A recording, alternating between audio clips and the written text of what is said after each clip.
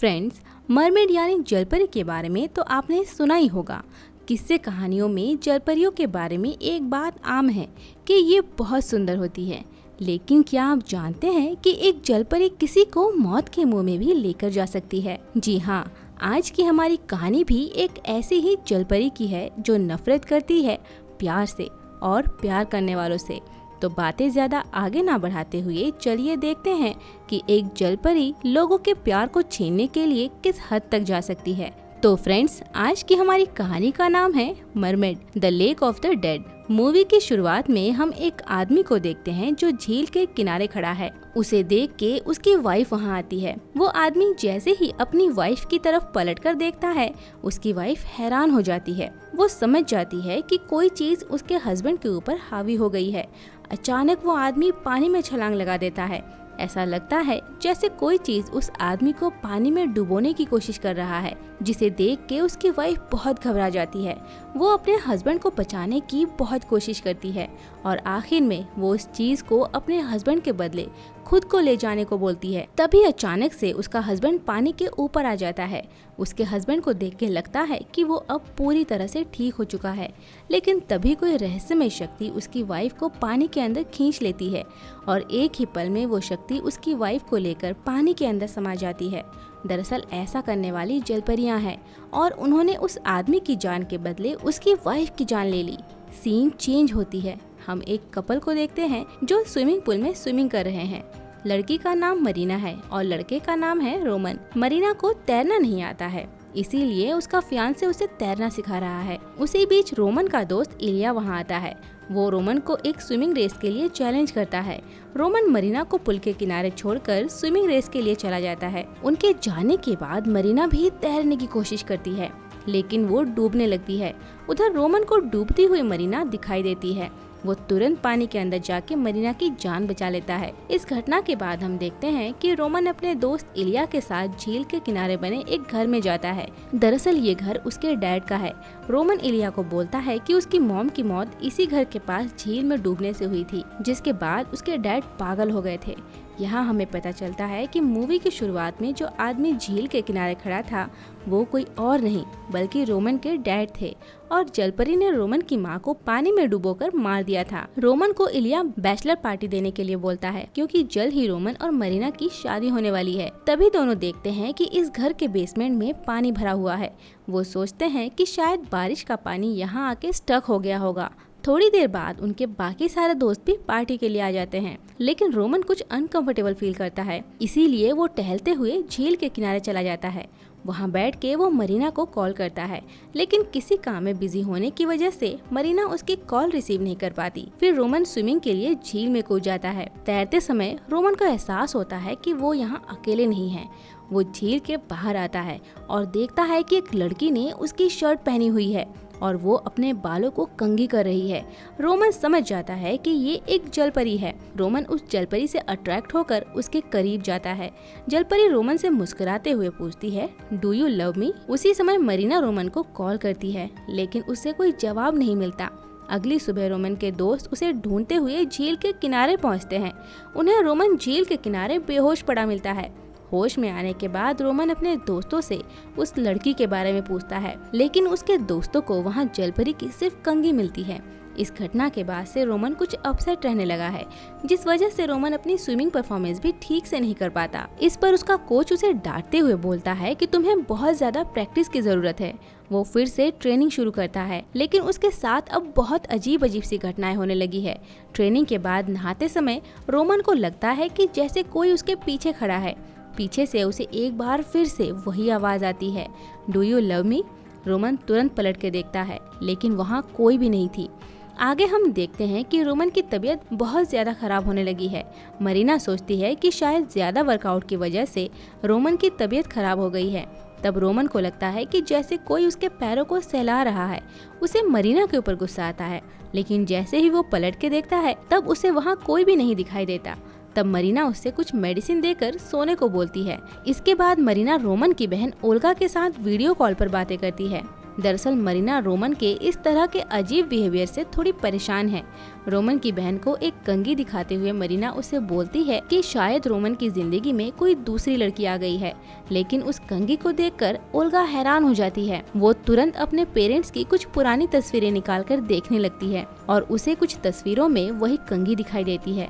दूसरी तरफ रोमन फिर से अपनी ट्रेनिंग के लिए पुल में जाता है, लेकिन पानी के अंदर जाते ही वो अपने आप को झील में पाता है। रोमन तुरंत वहाँ से बाहर आता है, तभी उसे अपने सामने जलपरी दिखाई देती है। वो एक बार फिर से रोमन से वही सवाल करती है, डू यू लव मी, जिस पर रोमन उसे मना कर देता है। ये सुनते ही गुस्से में जलपरी रोमन पर चिल्लाने लगती है, जिससे वो बेहोश हो जाता है।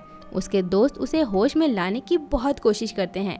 होश में आने पर अपने आप को वो स्विमिंग पूल के पास देखता है, लेकिन इस घटना के बाद रोमन की हालत और भी ज्यादा खराब हो गई है और वो काफी बीमार भी रहने लगा है, जिस वजह से उसे हॉस्पिटल में एडमिट कराना पड़ता है। अब रोमन सभी को उसके साथ होने वाली सारी घटनाओं के बारे में सब कुछ बोल देता है कि उसे एक लड़की मिली थी, जिसके बाद से उसके साथ इस तरह की अजीबोगरीब घटनाएं होनी शुरू हो गई हैं। वो लड़की हर जगह उसके साथ रहती है।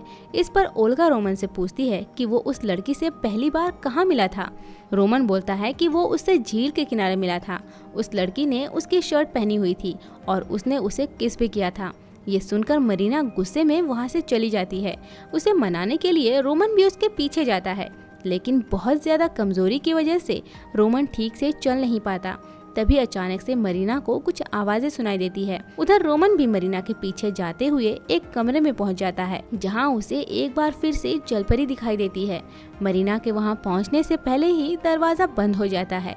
इससे पहले कि वो लोग रोमन को वहां से बाहर निकालते, जलपरी एक बार फिर से रोमन पर अटैक कर देती है। सभी किसी तरह रोमन को वहां से निकालते हैं। ये सब देखकर रोमन की बहन ओल्गा समझ जाती है कि जलपरी क्या चाहती है। वो तुरंत रोमन को अपने डैड के पास लेकर जाती है। रोमन के डैड जब उसकी हालत देखते हैं तो वो बहुत रोने लगते हैं। वो उसे बोलते हैं कि तुम जलपरी की बात मत सुनना, नहीं तो वो तुम्हें भी अपने साथ ले जाएगी। साथ ही वो उन्हें अपने साथ हुए उस हादसे के बारे में भी बोलते हैं कि आज से लगभग 20 साल पहले उन्हें वो जलपरी उसी झील के किनारे मिली थी।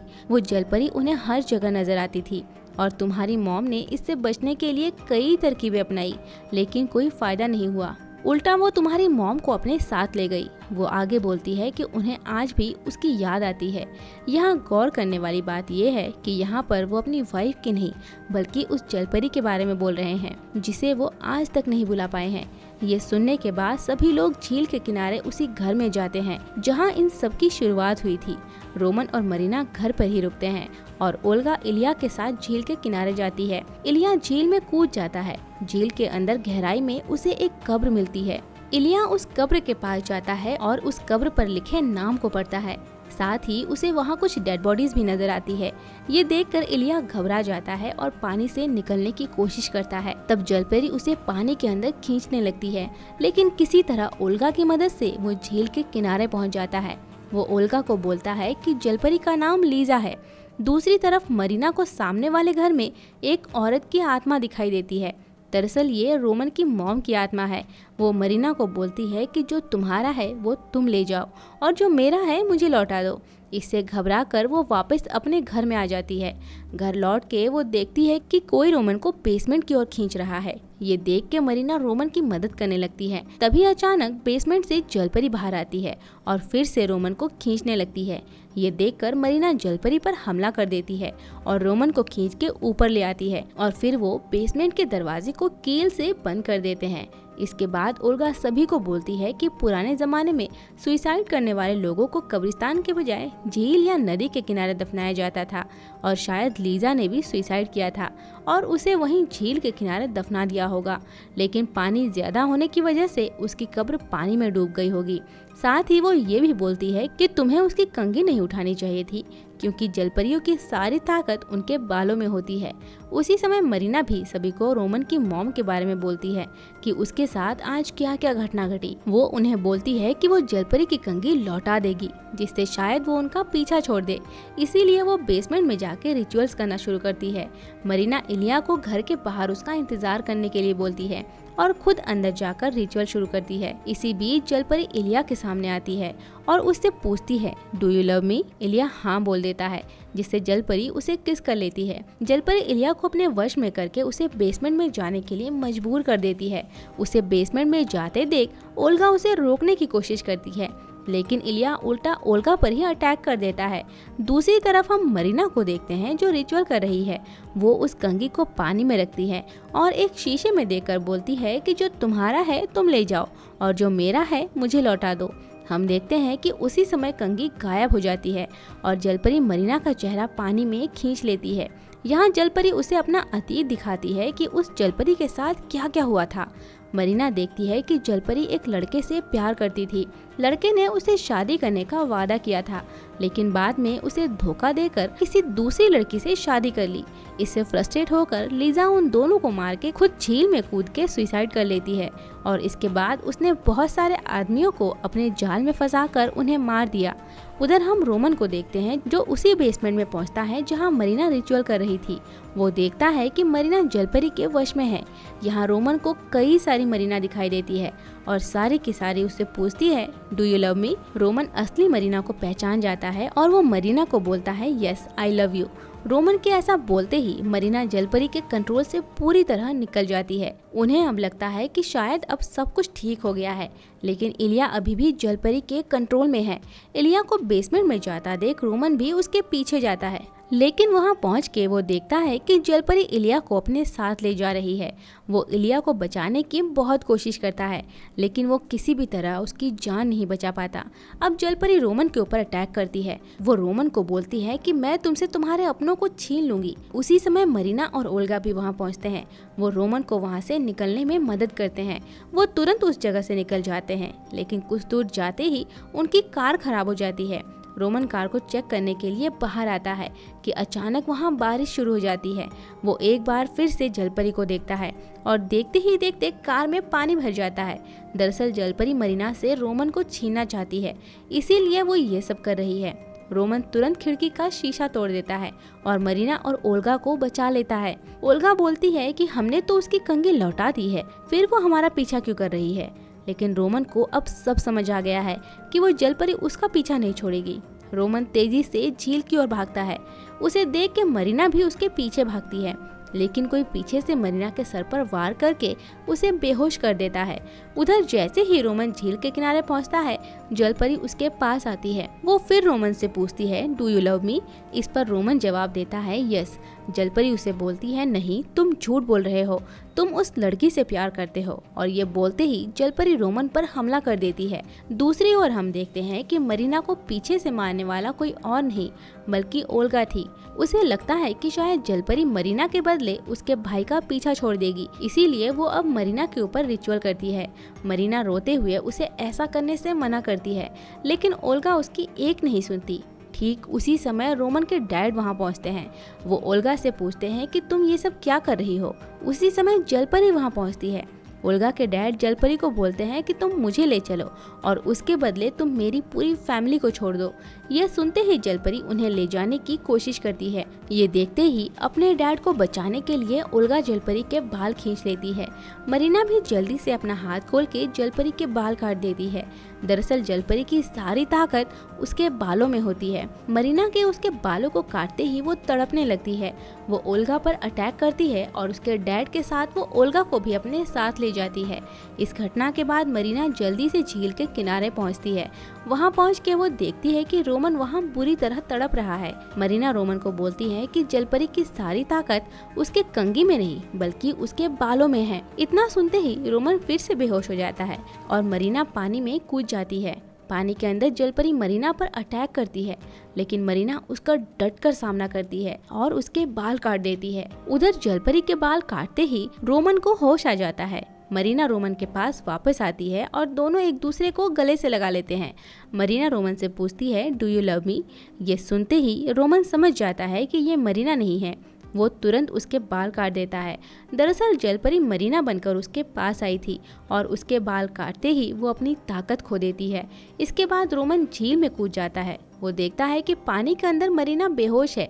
रोमन मरीना को पानी से बाहर लाता है। मरीना को होश आने पर दोनों एक दूसरे को गले से लगा लेते हैं इस तरह रोमन और मरीना के सच्चे प्यार के आगे जलपरी की ताकत भी घुटने टेक देती है। और इसी के साथ एक जलपरी की ये कहानी यहीं पे ख़त्म होती है।